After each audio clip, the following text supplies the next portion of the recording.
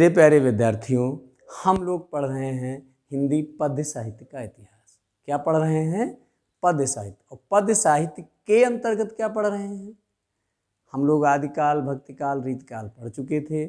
आधुनिक काल पढ़ रहे हैं। आधुनिक काल का पहला भाग हम लोग पढ़े। उस पहले भाग में हमने क्या रखा था? भारतेंद्र युग, द्विवेदी युग। हम आपको पहले ही बता चुके हैं कि आधुनिक काल, भारतेंद्र युग, द्विवेदी युग, छायावाद, प्रगतिवाद, प्रयोगवाद, नई कविता, आ कविता, साठोत्तरी कविता, समकालीन कविता, इस तरह तमाम भागों में उसकी चर्चा की गई है। लेकिन सबसे पहले हम लोगों ने फर्स्ट पार्ट में पढ़ा, क्या पढ़ा? भारतेंद्र युग, द्विवेदी युग। और आज हम पढ़ेंगे छायावाद, प्रगतिवाद। क्या पढ़ेंगे? छायावाद और प्रगतिवाद। एक बात आपको स्पष्ट कर देना आवश्यक है कि ऐसा नहीं होता है कि कोई भी युग समाप्त हुआ तो उस काल के सारे कवि खत्म हो गए और नए कवि आ गए। कवियों के जो काव्य हैं उनकी विशिष्टताओं के आधार पर युग निर्धारित होता है। जैसे निराला आपको यहाँ भी मिलेंगे और निराला प्रगतिवादी भी मिलेंगे। पंत आपको छायावाद में भी मिलेंगे, पंत आपको प्रगतिवाद में भी मिलेंगे। उनकी कुछ रचनाएं इस काल की हैं, कुछ रचनाएं उस काल की हैं। चलिए अब हम लोग छायावाद समझते हैं। छायावाद का जो समय है विद्वानों ने 1918 ईस्वी से 1936 ईस्वी तक माना। अब हम एक बात और स्पष्ट कर दें, आचार्य रामचंद्र शुक्ल छायावाद को 1918 से इसलिए मानते हैं क्योंकि 1918 में या उसके आसपास जो छायावाद के स्तंभ हैं, मुख्य कवि हैं, जयशंकर प्रसाद, सुमित्रानंदन पंत, सूर्यकांत त्रिपाठी निराला, महादेवी वर्मा, इन सब की लगभग इन सब की इसी 1918 के आसपास रचनाएं आने लगी थीं। इसलिए छायावाद का जो जन्म है, जो प्रारंभ है, वो 1918 से माना। दूसरी बात, जैसे प्रसाद की झरना, प्रसाद जी की झरना, प्रसाद का पूरा नाम जयशंकर प्रसाद, ध्यान रखना है आपको। इन्हें छायावाद का ब्रह्मा भी कहा जाता है, ये ध्यान रखना है। और इनकी रचना का नाम क्या है? झरना। झरना कब प्रकाशित हुई? 1918 में। निराला की जूही की कली 1916 में। पंत की रचना है पल्लव, लेकिन पल्लव में कई कविताओं का संकलन है, वो पूरी कविताओं का संकलन नहीं प्रकाशित हो पाया था, उसमें से कुछ कविताएं ही प्रकाशित हुई थी 1918 में। अब यहाँ पर ये चर्चा का विषय बन जाता है कि छायावाद की पहली रचना किसे माना जाए। तो अधिकांश विद्वानों ने छायावाद की पहली रचना झरना और जूही की कली में ही कन्फ्यूजन होता है। तो 1916 में प्रकाशित निराला की जूही की कली और झरना 1918 को माना है। अब यदि बात की जाए जूही की कली तो ये एक लंबी कविता है। क्या है? एक लंबी कविता है। इसलिए अधिकांश विद्वान प्रसाद जी की झरना को छायावाद की पहली रचना मान लेते हैं। प्रसाद जी की रचनाओं पर हम अभी आगे चर्चा करेंगे। अब दूसरी बात ये समझ लेना आवश्यक है कि छायावाद नाम क्यों रखा गया। वो बात तो समझ में आया कि भारतेंद्र युग नाम पड़ा, किसके नाम पर? भारतेंद्र हरिश्चंद्र के नाम पर। द्विवेदी युग किसके नाम पर पड़ा था? आचार्य महावीर प्रसाद द्विवेदी के नाम पर। अब छायावाद नाम क्यों रख दिया गया? तो मैं बताऊं, छायावाद का जो जन्म है वो द्विवेदी युग की कविताओं की प्रतिक्रिया स्वरूप ही हुआ। प्रारंभ में, शुरुआती दौर में जो छायावाद था उन अस्पष्ट कविताओं के लिए रूढ़ हुआ, जो कविताएं अस्पष्ट थी, जिनकी छाया का अभिप्राय एक अर्थ भी होता है, कहीं और पड़ती थी। कहाँ? कहीं और। उनके लिए छायावाद, उन व्यंग रचनाओं के लिए छायावाद। बात मेरी समझ रहे होंगे। प्रारंभ में छायावाद उन व्यंग्यपूर्ण रचनाओं के लिए रूढ़ हुआ जिनकी छाया कहीं और पड़ती थी। लेकिन कालांतर में ये छायावाद का परिभाषा अपना अर्थ खो देती है। एक नई बात आई, एक नई कविताओं के लिए रूढ़ होने लगा। जैसे डॉक्टर राम कुमार वर्मा कहते हैं कि जब आत्मा की छाया परमात्मा में, परमात्मा की छाया आत्मा में पड़ने लगती है, तब छायावाद का जन्म होता है। तब क्या होता है? छायावाद का जन्म होता है, जब आत्मा की छाया परमात्मा में और परमात्मा की छाया आत्मा में। मेरे प्रिय विद्यार्थियों, हम लोग छायावाद की विशेषताएं पढ़ रहे हैं। तो छायावाद समग्र अध्ययन के बाद पता चलता है कि छायावाद में क्या है, स्वयं की अभिव्यक्ति, जबकि द्विवेदी युग में ऐसा नहीं था। द्विवेदी युग की कविता में ऐसा नहीं था, उसमें क्या था, इतिवृत्तात्मकता थी। यहाँ क्या है, स्वयं की अभिव्यक्ति। यहाँ के जितने कवि हैं, चाहे प्रसाद हों, चाहे पंत हों, चाहे निराला हों, चाहे महादेव वर्मा हों, उनकी जो कविता है कहीं न कहीं पहले उनके निजी जीवन से जुड़ी है, बाद में उसका दूसरा अर्थ लिया जाता है, चाहे वो फिर ईश्वर के प्रति हो। जैसे स्वयं के वक्त कैसे, जैसे मैं एक बताता हूँ, निराला ओज और औदात्य के कवि हैं। ये कहा भी जाता है, ध्यान भी रखना है कि छायावाद में ओज और औदात्य का कवि कौन है, तो निराला हैं। निराला का साहित्य आप लोग पढ़ेंगे तो आपको पता चलेगा। एक जगह वो लिखते हैं, निराला वास्तव में बहुत गरीब हो गए थे।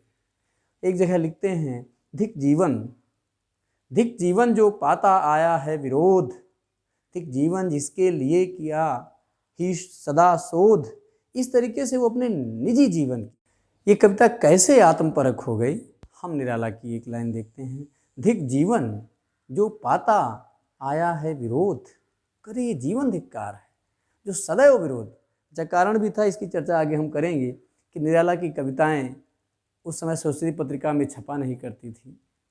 लौटी रचना लेकर उदास, ताकता रहता छिन्ना काश। इस तरीके से वो निजी जीवन की अभिव्यक्ति है।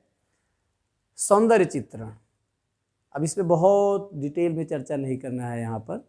सौंदर्य चित्रण, सौंदर्य शब्द थोड़ा विस्तृत है, ध्यान में रखना है। सौंदर्य में प्रकृति का भी सौंदर्य है, मानव का भी सौंदर्य है, नारी का भी सौंदर्य है, और इसको अलग अलग विद्वानों ने अपने हिसाब से वर्णन किया है। श्रृंगार वर्णन मैंने पहले ही बताया है, प्रत्येक कालखंड में जो सौंदर्य चित्रण है, श्रृंगार वर्णन वही श्रृंगार रस वाला है। जहाँ पर नायक नायिका के मिलन का वर्णन, वहाँ पर संयोग श्रृंगार, जहाँ पर विछोह वहाँ वियोग श्रृंगार। जैसे प्रसाद जी श्रद्धा और मन, कामायनी का जो सर्ग है श्रद्धा, उसमें लिखते हैं जहाँ पर मन तपस्या कर रहे होते हैं और श्रद्धा वहाँ पर जाती है। कौन हो तुम बसंत के दूत। अब देखो ये प्रश्न है, प्रश्न हमेशा मिलने पर होता है, इसलिए यहाँ पर रस क्या हो जाएगा, श्रृंगार रस हो जाएगा। कौन हो तुम बसंत के दूत, विरस पतझड़ में अति सुकुमार, घन तिमिर में चपला की रेख, तपन में शीतल मंद बयार, तपन में शीतल मंद बयार। इस तरीके का श्रृंगार वर्णन है। नारी सौंदर्य, चाहे नारी भावना कहो, चाहे यहाँ पर आप लिख सकते हैं नारी सौंदर्य। क्या लिख सकते हैं, नारी सौंदर्य।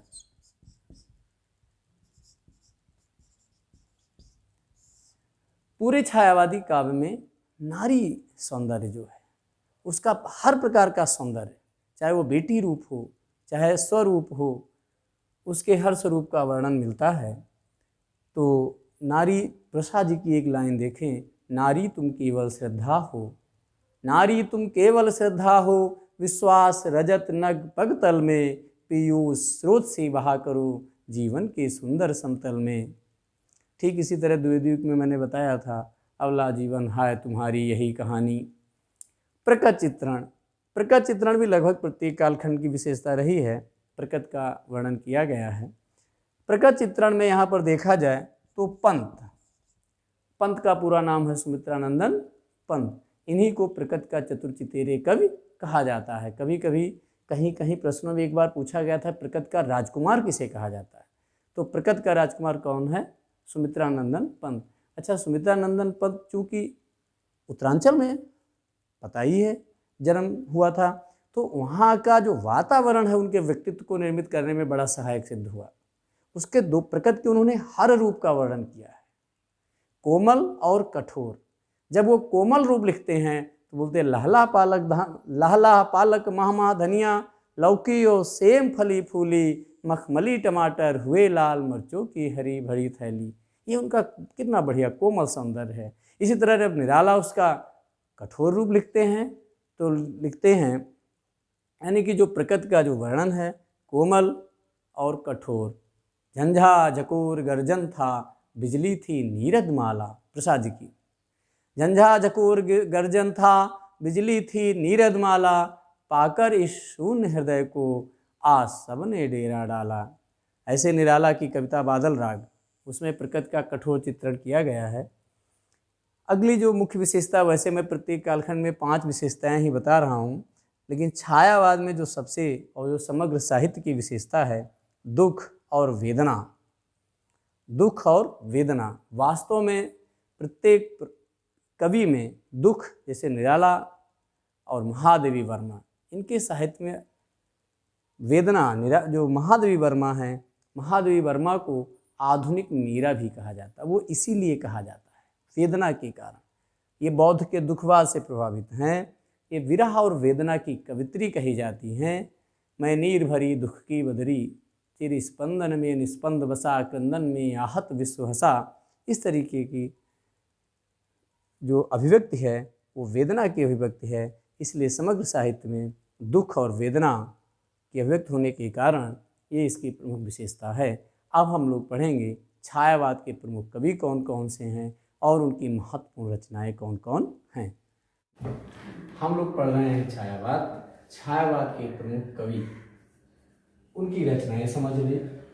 छायावाद के जो प्रमुख कवि हैं वो जयशंकर प्रसाद, सूर्यकांत त्रिपाठी निराला, सुमित्रानंदन पंत। छायावाद में जैसे जयशंकर प्रसाद को छायावाद का ब्रह्मा कहा जाता है। क्या कहा जाता है? ब्रह्मा कहा जाता है। और सुमित्रानंदन पंत को विष्णु कहा जाता है और निराला को महेश कहा जाता है। ये छायावाद के ब्रह्मा, विष्णु और महेश हैं। वास्तव और छायावाद का जो चतुष्टयी है उसमें 4 नाम हैं। जो प्रसाद, ये तो लोग ही हैं, और उसमें महादेवी वर्मा। ये छायावाद के 4 प्रमुख स्तंभ, मुख्य कवि हैं। इनकी रचनाओं को हम लोग समझ लें। जयशंकर प्रसाद की झरना की चर्चा कर चुके हैं। आंसू एक विरह काव्य है। वो लिखते हैं कि रो रो कर सिसक कर कहता मैं करुण कहानी, रो रो कर सिसक कर कहता मैं करुण कहानी, तुम सुमन मुझती सुनते करते जानी अनजानी। इस तरीके की कविता है।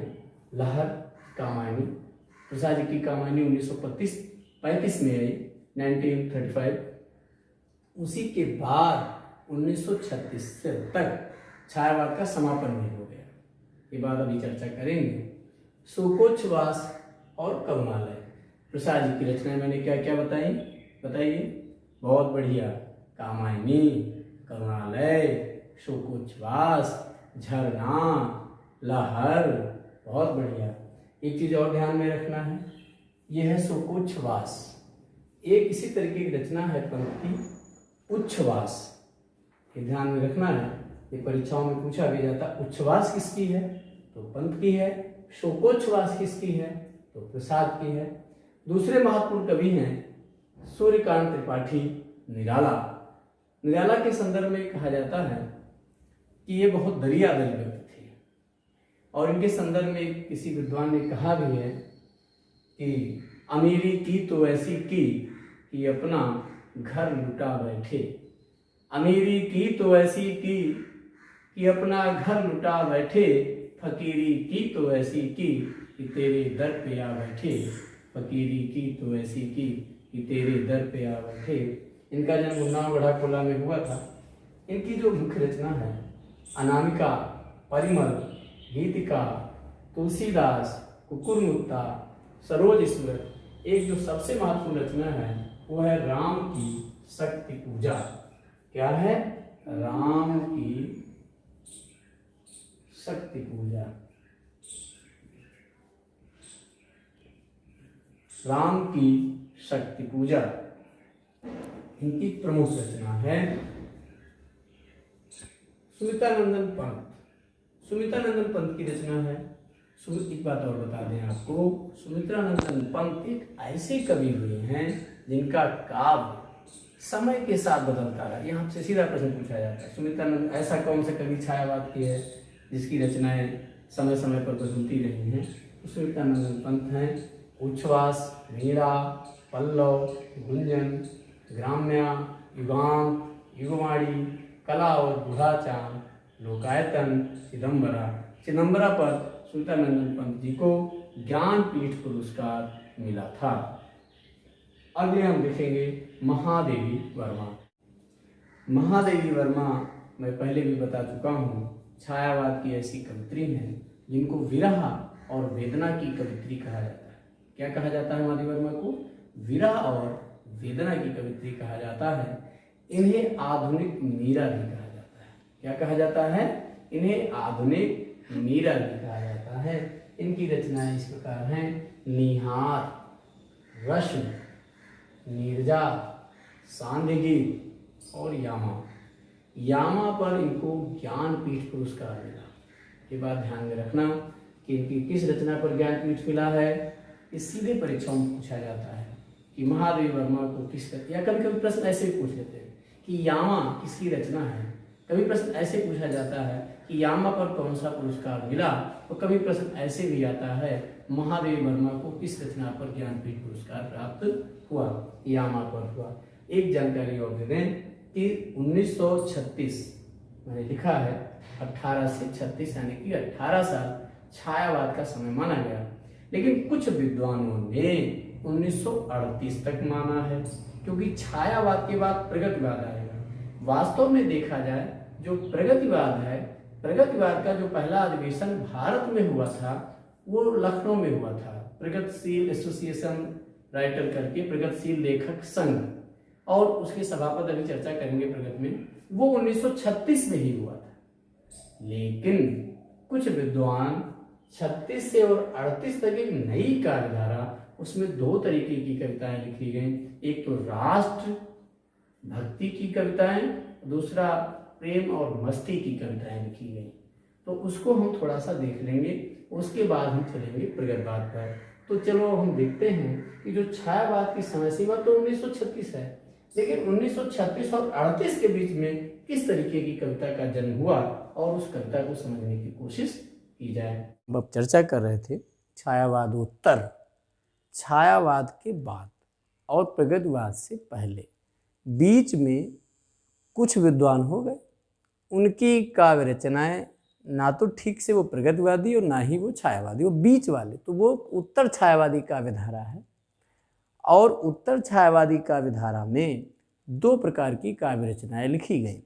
पहली है राष्ट्रीय सांस्कृतिक काव्यधारा।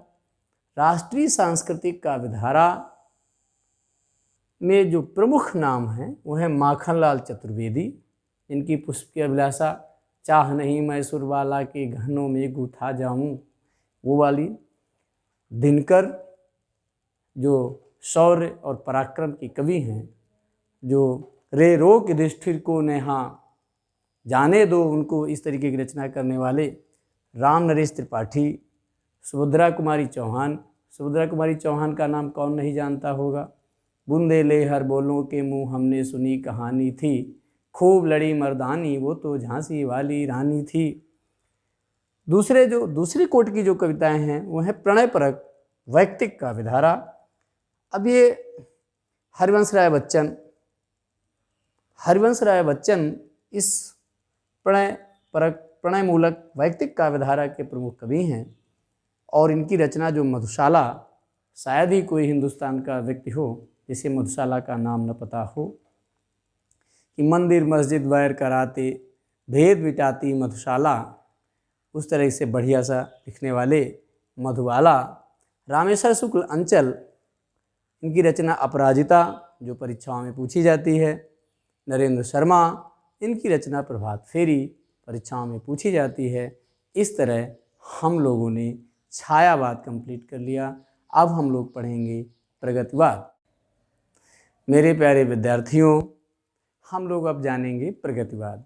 प्रगतिवाद का जो समय है 1936 से 1942, कहीं कहीं 1943 भी लिखा मिलता है, लेकिन 1943 में जब हम आगे पढ़ेंगे प्रयोगवाद तो बात स्पष्ट हो जाएगी। 1943 में ही प्रयोगवाद का जन्म हुआ था, तार सप्तक प्रकाशित हुआ था, इसलिए 1942 या 1943 दोनों ही विचारणीय हैं। तो प्रगतिवाद का जो सीधा साधा अर्थ है प्रगति करना, प्रगति की ओर अग्रसर होना, लेकिन हिंदी साहित्य में प्रगतिवाद का ये सीधा सीधा अर्थ नहीं लिया जाता है। यहाँ प्रगतिवाद शब्द का अभिप्राय ये है कि जो राजनीति के क्षेत्र में एक विचारधारा, आपने कार्ल मार्क्स का नाम सुना होगा, उनकी रचना दास कैपिटल सुनी होगी, वो बहुत चर्चा में आए। उन्होंने मजदूरों का पक्ष लिया, उन्होंने मजदूरों को प्रेरित किया कि सत्ता गिड़गिड़ाने से नहीं बंदूक की नोकों पर मिलती है। वो विचारधारा, यानी कि समाज दो वर्गों में बंट गया, शोषक और शोषित। तो ये शोषितों वो विचारधारा जो राजनीति के क्षेत्र में क्या है, मार्क्सवाद है। मार्क्सवाद कहें या साम्यवादी कहें, एक ही बात है। वही विचारधारा जब साहित्य के क्षेत्र में जन्म लेती है तो क्या कहलाती है, प्रगतिवादी। जो राजनीति के क्षेत्र में क्या है, साम्यवादी या मार्क्सवादी, एक ही चीज़ है। जब वही विचारधारा साहित्य के क्षेत्र में आ जाती है तो वो क्या कहलाती है, प्रगतिवादी। यानी साम्यवादी या मार्क्सवादी मार्क्सवाद के अनुरूप लिखी गई रचनाएं, लिखी गई कविता क्या कहलाएगी, प्रगतिवादी कविता कहलाएगी। एक बात और बता दें, प्रगतिवादी जो कवि हैं, इससे पहले थोड़ा ये जान लेना आवश्यक है कि इस विचारधारा में समाज दो तरह से दो वर्गों में बटा हुआ दिखता है। एक है शोषक, दूसरा है शोषित। पूंजीपति वर्ग, सर्वहारा वर्ग। सर्वहारा का मतलब होता है, सर्व मीन्स सब कुछ, हारा मीन्स हार गया, जो इसके पास अब कुछ खोने के लिए ना हो। जैसे मजदूरों की कविता, किसानों की कविता, गरीबों की कविता, शोषितों की कविता, वंचितों की कविता, पूंजीपतियों का विरोध, इस तरीके की जहाँ कविताएं लिखी गईं। बिरला टाटा डालमिया की 30 दिन दिवाली है, मालिक जब तेल फुले लो पर पानी सा द्रव्य बहाते हैं, पापी महलों का अहंकार मुझको देता तब आमंत्रण। इस तरीके की कविताएं, मारो मारो, हंसिया, हिंसा और अहिंसा क्या है, इस तरीके जो कविताएं लिखी गईं वो प्रगतिवादी कविताएं कहलाईं। अब हम देखेंगे प्रगतिवादी साहित्य की विशेषताएं क्या हैं और उसके बाद पढ़ेंगे प्रगतिवाद के जो प्रमुख हस्ताक्षर हैं अर्थात कवि हैं, उनकी रचनाएं क्या हैं, इन पर चर्चा करेंगे। आओ हम देखते हैं प्रगतिवादी काव्य की विशेषताएं। प्रगतिवादी काव्य की विशेषताएं हम आपको बता चुके हैं कि क्योंकि साम्यवाद में समाज दो वर्गों में बट गया था। कौन कौन बताया था ना, शोषक। शोषक वो होता है जो दूसरों का शोषण करता है, शोषित वो होता है जिसका शोषण होता है। यानी कि जो पूंजीपति वर्ग है और एक सर्वहारा वर्ग है, गरीब, मजदूर, रिक्शे वाला, किसान, ये सब शोषित वर्ग है। तो यहाँ जो प्रगतिवादी जो काव्य है वो शोषितों का काव्य है, शोषितों के पक्ष से लिखा गया काव्य है। इसकी विशेषताएं इस प्रकार हैं। पहली विशेषता ही वही होगी कि शोषितों की दीनता का वर्णन।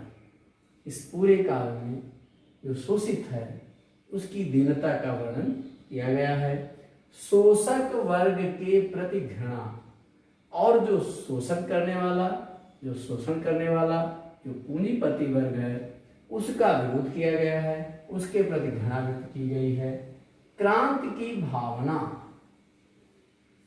कल कुछ ऐसी तान सुनाओ जिससे उथल मच जाए, इस तरीके की बातें, क्रांतिकारी भावना इस काल की प्रमुख विशेषता है।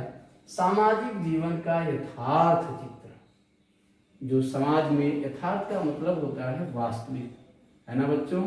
यथार्थ का मतलब एज इट इज, जैसा देखे, वास्तविक रूप का चित्रण। तो वास्तव में शोषक तो शोषण करता ही है, तो यहाँ पर जैसा देखा गया वैसा वर्णन किया गया। जैसे आप देखे होंगे अगल बगल कि लोग कुत्ते को तो टहलाकर उसके लिए दूध, रोटी, नौकर, और वहीं बगल में एक बच्चा भूखा रह रहा होगा, उसके लिए उनके पास कुछ नहीं है, तब वो कभी लिख उठता है। क्या लिखता है कि श्वानों को मिलता दूध वस्त्र, श्वान में कुत्ता होता है, श्वानों को मिलता दूध वस्त्र, भूखे बालक कुलाते हैं, माँ की हड्डी से चिपक ठिठुर जाड़े की रात बिताते हैं, पापी महलों का अहंकार मुझको देता तब आमंत्रण। यहाँ ऐसी कविता लिखी गई, नारी चित्रण। नारी चित्रण, अब नारी सौंदर्य यहाँ पर भी है, लेकिन यहाँ रूप दूसरा है। यहाँ इसके शोषित रूप का चित्रण है। आपने निराला, सूर्यकांत त्रिपाठी निराला की कविता वह तोड़ती पत्थर पड़ी होगी, उसमें जो वर्णन है वो प्रगतिवादी है, और वो नारी के सौंदर्य वह तोड़ती पत्थर। अब यहाँ पर प्रसाद जी की नारी का सौंदर्य अलग है, और यहाँ जब प्रगतिवादी कवि लिखता है तो वह तोड़ती पत्थर देखा मैंने उसे इलाहाबाद की पथ पर। वो कितनी विवश है कि उस रास्ते पर बेचारी पत्थर तोड़ने का काम कर रही है। क्या कर रही है वो? पत्थर तोड़ने का काम कर रही है। कौन? एक नारी। लेकिन एक बात और ध्यान देने की बात है, एक कविता बड़े मार्के की है। इसमें जो शब्द चयन है निराला का बड़ा ही श्लाघ्य है, बहुत ही स्तुत्य है, बहुत ही प्रशंसनीय है। वह तोड़ती पत्थर देखा मैंने उसे इलाहाबाद के पथ पर, नत नयन भर बंधा यौवन। ये कितनी बढ़िया बात है। वो उच्छृंखल नहीं है जैसे अधुनातन महिलाएं मिल जाती हैं। वो भले गरीब है, वो परेशान है, मजदूरी का काम कर रही है, लेकिन उसमें भारतीय संस्कृति कूट कूट के भरी है। नत नयन, आंखें उसकी मर्यादित रूप से झुकी हुई हैं। नत नयन भर बंधा यौवन। यौवन इसका अर्थ ये लग रहा है कि वो स्त्री भी अभी युवा होगी, बूढ़ी नहीं है, लेकिन वो उच्छृंखल नहीं है। नत नयन भर बंधा यौवन। खैर, यहाँ पर हमें कविता का अर्थ नहीं बताना है, हमें केवल विशेषता बतानी है। तो ये आपकी हो गई विशेषताएं। अब हम पढ़ेंगे प्रगतिवाद की मुख्य कवि और उनकी रचनाएं। प्रगतिवादी कवियों में छायावाद के भी कवि आते हैं, लेकिन यहाँ पर हम उनका वर्णन नहीं कर रहे हैं। छायावाद में जैसे निराला और स्मितानंदन पंत, इनकी कुछ रचनाएं प्रगतिवाद में भी आती, जैसे निराला की कुकुरमुक्ता रचना शुद्ध प्रगतिवादी रचना है। यहाँ पर केवल जो विशुद्ध प्रगतिवादी कवि हैं उनकी रचनाओं का वर्णन हम कर रहे हैं। नागार्जुन की रचना का नाम है युगधारा, सतरंगे पंखों वाली, प्यासी पथराई आंखें तुमने कहा था। कौन कौन सी? युगधारा, सतरंगे पंखों वाली, प्यासी पथराई आंखें तुमने कहा था। नागार्जुन का जो मूल नाम है वो वैद्यनाथ मिश्र है, और मैथिली में ये यात्री नाम से लिखते थे। किस नाम से लिखते थे? यात्री नाम से लिखते थे। केदारनाथ अग्रवाल, युग की गंगा, नींद के बादल, फूल नहीं रंग बोलते हैं। वाह, क्या रचना है! फूल नहीं रंग बोलते हैं। रांगे राघव, अजय खंडहर, राह की दीपक, और त्रिलोचन, इनकी एक रचना मिट्टी की बारात कई बार पूछी गई है, इसे ध्यान में रखना है। इस तरह हम लोगों ने प्रगतिवाद का जो पूरा उस तरीके का विस्तृत वर्णन है समझा। आशा करता हूँ आप लोगों की पूरी तरह समझ में आया होगा।